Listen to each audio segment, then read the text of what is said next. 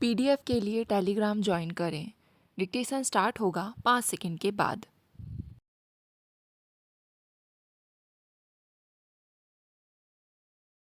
महोदय, माननीय सदस्यों के मन में जो एक और प्रश्न बहुत समय से आ रहा है वह है सरकार की औद्योगिक लाइसेंस नीति और बड़े औद्योगिक घरानों की उपलब्धियां। हम धन और आय के समुचित वितरण के प्रति वचनबद्ध अवश्य हैं, लेकिन हमें उत्पादन और विकास को भी साथ साथ बढ़ाते जाना है, क्योंकि इसके बिना हम अपने देश की दरिद्रता को दूर करने की ओर नहीं बढ़ सकते। सदन की औद्योगिक लाइसेंस नीति की जांच पूरे परिवेश में करनी चाहिए और देखना चाहिए कि समग्रतः अर्थव्यवस्था पर उसका क्या प्रभाव पड़ेगा।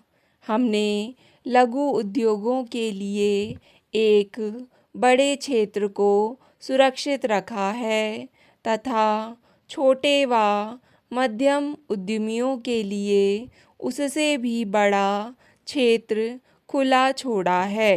बड़े औद्योगिक घरानों को केवल उन बुनियादी क्षेत्रों में आने की अनुमति है जिनमें काफ़ी अधिक पूंजी निवेश अपेक्षित होता है।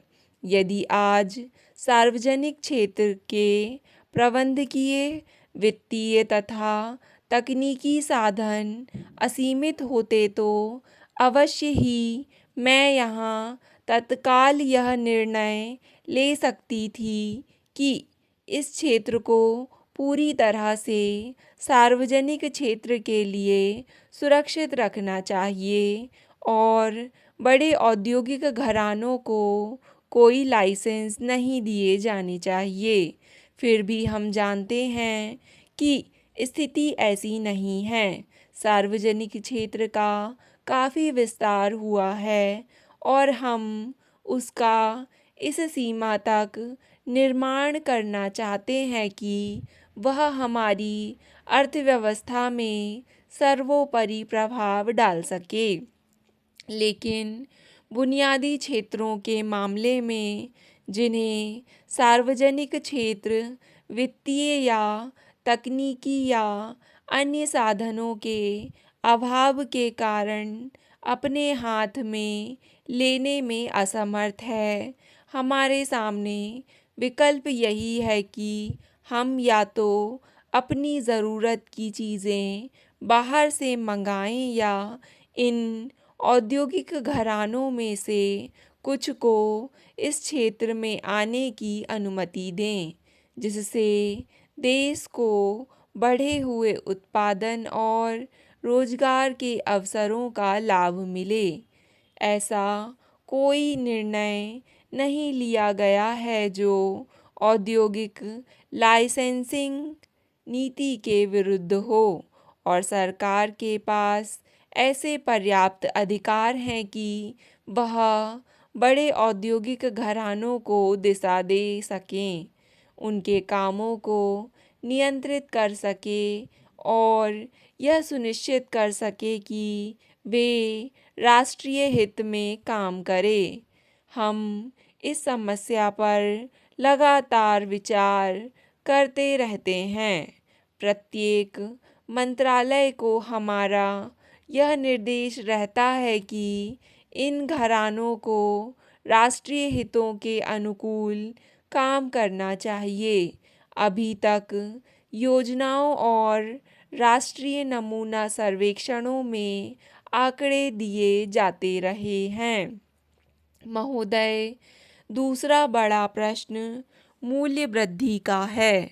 हम मूल्यों की स्थिति के बारे में चुपचाप नहीं बैठते रहे हैं।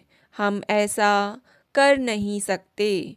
मुझे उस गहरे कष्ट का पूरी तरह एहसास है, जो मूल्य वृद्धि द्वारा सभी को, विशेषतः कमज़ोर वर्गों जैसे खेतिहर मजदूरों, बंधी आय वालों आदि को होता है।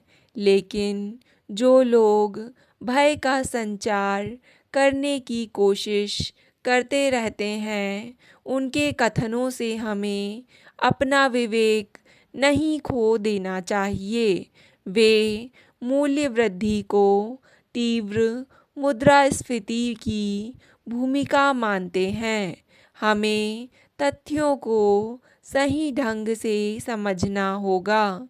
हमें जानना होगा कि वास्तव में किन कारणों से कितनी वृद्धि हुई है। 2 दिनों के आंकड़े मेरे पास हैं। 18 जुलाई 2001 को समाप्त होने वाले सप्ताह को, जिसमें थोक मूल्य सूचकांक 1 वर्ष पहले की अपेक्षा 4% ऊंचा है, दूसरे आंकड़े 25 जुलाई को समाप्त होने वाले सप्ताह के हैं और इनमें थोक मूल्य सूचकांक गत वर्ष की अपेक्षा अधिक है।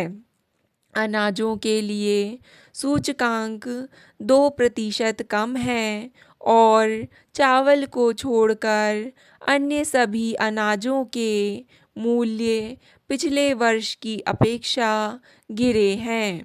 सरकार का उद्देश्य पारिवारिक ज़रूरत की 4 चीज़ों के दाम स्थिर रखना है। चावल के दाम 2% बढ़े हैं, लेकिन गेहूं, ज्वार और बाजरे की कीमतें पिछले वर्ष के इसी सप्ताह की अपेक्षा कम हुई हैं। इसलिए कीमतों की वृद्धि से उन उपायों का अन्यतम महत्व उजागर होता है, जो नकदी फसलों की पैदावार बढ़ाने के लिए किए गए हैं। इस संबंध में कपास के महत्व का जिक्र किया गया है। अतीत में इनमें से कुछ के प्रति लापरवाही बरती गई थी और अब हमें अनुसंधान तथा अन्य उपायों का विस्तार इन तक इसी प्रकार करना चाहिए, जैसे हमने गेहूं के मामले में किया था। अगर हम अपने प्रयास शिथिल न करें तथा कृषि उत्पादन में उपलब्ध उन्नति की गति को बनाए रखें, तो स्थिरता के साथ विकास का लक्ष्य हमारी पहुंच में होगा।